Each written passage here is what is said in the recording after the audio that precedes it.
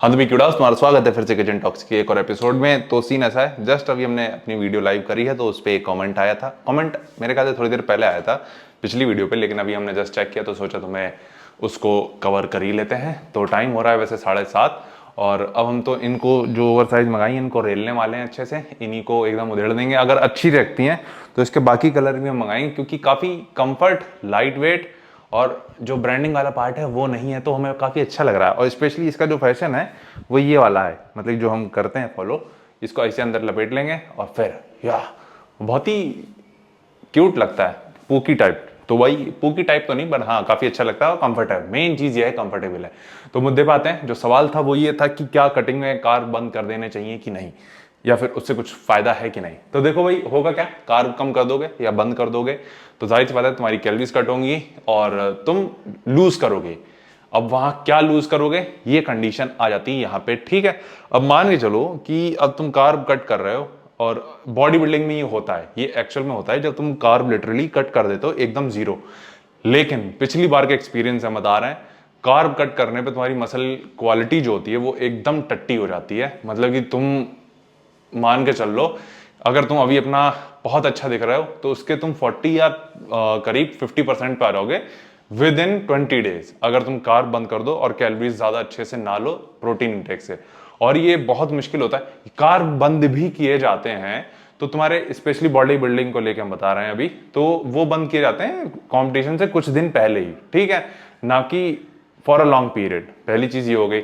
तो उससे होता क्या है कि उस फेज में तुम काफी जल्दी और फैट ड्रॉप करते हो, तो ये थोड़ा हेल्प करता है तुम्हें और अपना पीक हिट करने के लिए। ठीक है, उम्मीद है तुम्हें समझ में आया होगा बॉडी बिल्डिंग के परस्पेक्टिव से।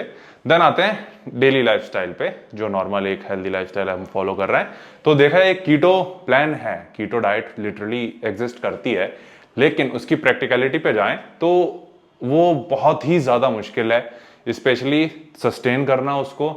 क्योंकि और वेजिटेरियन में तो नेक्स्ट इम्पॉसिबल हो जाती है। जब तुम वेजिटेरियन डाइट होते हो उसमें तुम्हें, अगर हम मसल बिल्डिंग की तरफ जाएं तो वहां तो तुम्हें वेज में कौन सा फूड सोर्स होता है साला जिसमें कार्ब नहीं होते हैं। हार्डली तुम कोई अच्छे से देख पाओगे ऐसा जो एक्चुअल में ऐसा एग्जिस्ट करता हो। हमें नहीं लगता वे प्रोटीन के अलावा कोई भी ऐसा वेज में फूड सोर्स होगा जिसमें कार्ब ना होता हो। नॉन वेज में तो फिर भी तुम कंसिडर कर सकते हो कि चलो एग वाइट्स हो गई या चिकन भी हो गया जिसमें कम कार्ब है, वे प्रोटीन हो गया, तो वहां तुम फॉलो करना पॉसिबल है। और हमने ये कंपटीशन के टाइम करीब 1 महीना किया था। पीक जो हमारे पिछले साल की जो सीरीज थी नैटी पीक की, जो 30 दिन की थी, उसमें हमने ये किया हुआ है, तो तब ठीक था। लेकिन उसमें भी हम कहेंगे चीजें फकअप हुई थी, इसीलिए हम कह रहे हैं कि पिछली बार से इस बार की जर्नी काफी अच्छी होने वाली है।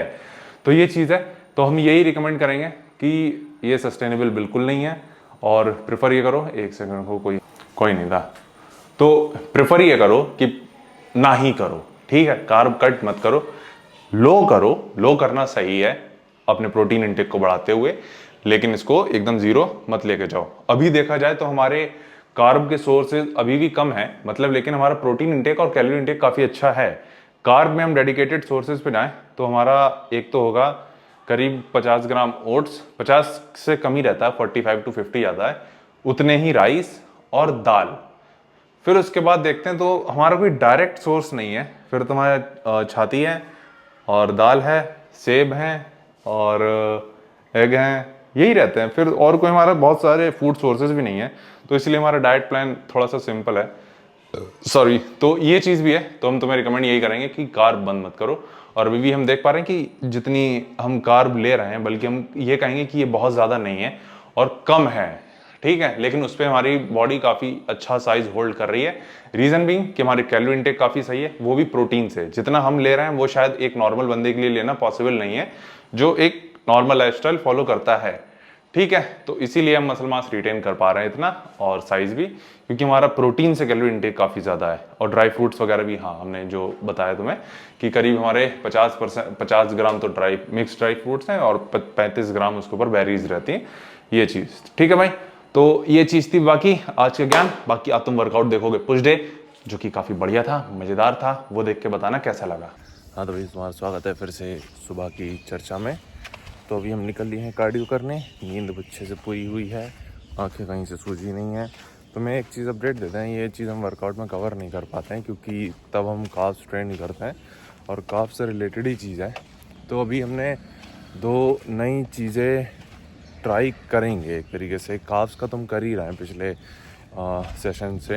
वो ये है कि अभी जैसे हमने कुछ दिन पहले जेफ निपर्ट की वीडियो देखी थी, जिसमें वो एक तरीके से स्टडी शो करता है कि तुम्हारे काफ्स की मैक्सिमम ग्रोथ होती है जब उसको तुम फुल रेंज ऑफ मोशन पे ट्रेन करते हो, तब नहीं होती, बल्कि जब उसको तुम बॉटम हाफ में करते हो, बेसिकली सिर्फ स्ट्रेच पोजीशन में। और ये चीज़ हम ट्राई कर रहे हैं, देखते हैं कैसे काम करती है। और दूसरी थी एक तुम्हारा क्या कहते हैं बैक के लिए, वो है स्कैपुलर एक्सटेंशन। मान के चलते हैं जैसे हम लोग लैट पुल डाउन या कुछ भी करते हैं तो पहले हम लोग स्कैपुलर कॉन्ट्रैक्ट करते हैं, देन उसको उसी रेंज ऑफ मोशन में ट्रेन करते हैं। लेकिन देखा जाए जो भी तुम्हारा रेंज ऑफ मोशन होता है उसमें तुम अपना 5 से 6 इंच और ऐड कर सकते हो अगर तुम अपना स्कैपुला भी आगे फेंको मतलब कि एजन पूरा एक्सटेंड करो। तो ये चीज़ तुम देखोगे, मतलब ये वाला पार्ट तो तुम बैक में ही देख लोगे, ये मेरे ख्याल से कल तुम देख लोगे स्कैपुलर वाला पार्ट। बाकी आज हमने तुम्हें काफ्स वाला बताया है और काफ्स को धीरे धीरे कुछ हफ्तों में पता चलेगा कैसे रहता है, तो वो चीज़ें तुम देखोगे। आके तुमसे मिलते हैं। तो भाई तो सीन ऐसा है, तुम्हारा फिर से स्वागत है पुश डे में। तो पहले तो यार हमें आवाज़ थोड़ी तेज़ बोलना पड़ेगी क्योंकि पीछे म्यूज़िक बहुत तेज़ी से बज रहा है। तो सीन ऐसा है, आज पुश डे करना है हमें और मेजर हमें वही इंक्लाइन मूवमेंट करना है जिसको अच्छे से रेलना है, जिस पर काफ़ी ज़्यादा अच्छे से पुश करने वाले हैं।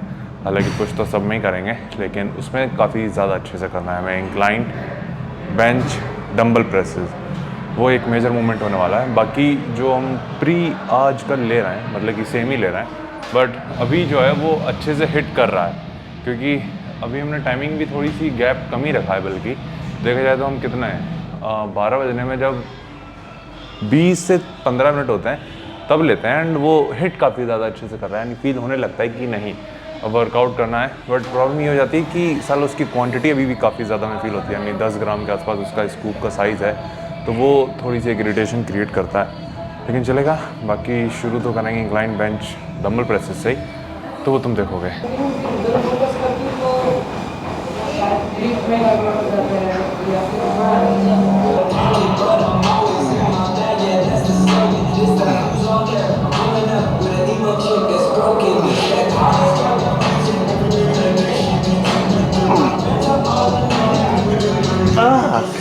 Easy.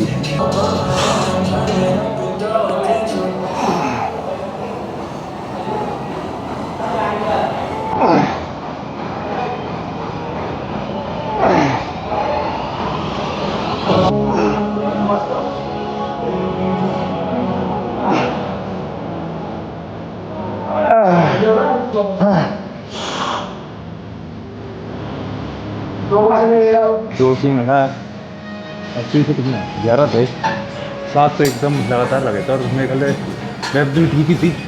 आखिरी के 3 में थोड़ा स्ट्रगल था, लेकिन अभी 90 से ट्राई करेंगे। 8 आने चाहिए, बट हल्का हल्का ट्राई की आएगी कि नहीं आएगी, बट ट्राई जरूर करेंगे। ट्रैप यूज़ करेंगे, आज बेल्ट यूज़ नहीं करने वाले हैं, मुझे सपोर्ट यूज़ करेंगे, तो देखते हैं वो।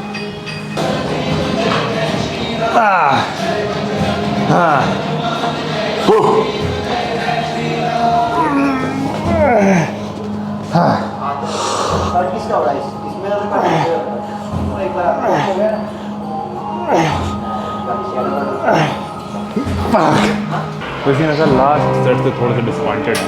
मैं 90 से किया था, सब सही चल रहा था, लिफ्ट भी सही हुआ, अच्छे से उठा भी, लेकिन 3 से 4 रेप्स का हम थोड़ा सा फोकस लूज़ किए, माइंड भटका ज़रा सा, और उसी में एकदम आई फट के 4 हो गई। बंद है।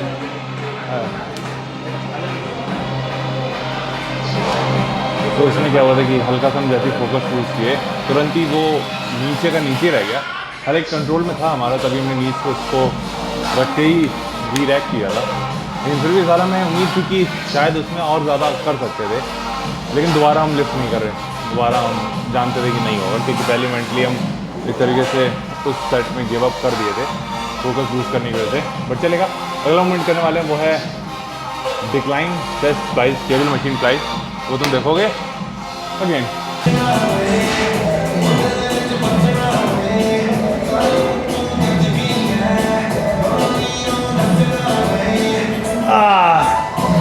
Come on.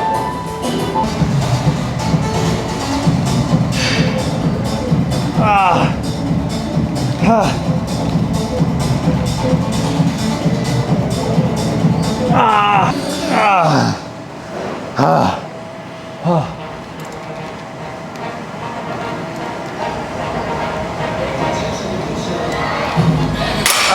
उम्मीद तुम दिख रहा होगा। तो तीन ऐसा अगला मूवमेंट या अगले दोनों मूवमेंट जो करने वाले हैं वो ट्राइसेप्स के ही हैं। ये ना दोनों को लॉन्ग हेड फोकस रखना है। तो एक तरीके से एक तो रहेगा तुम्हारी behind the back kick back और दूसरा ओवर हेड एक्सटेंशन। तो वो तुम देखोगे।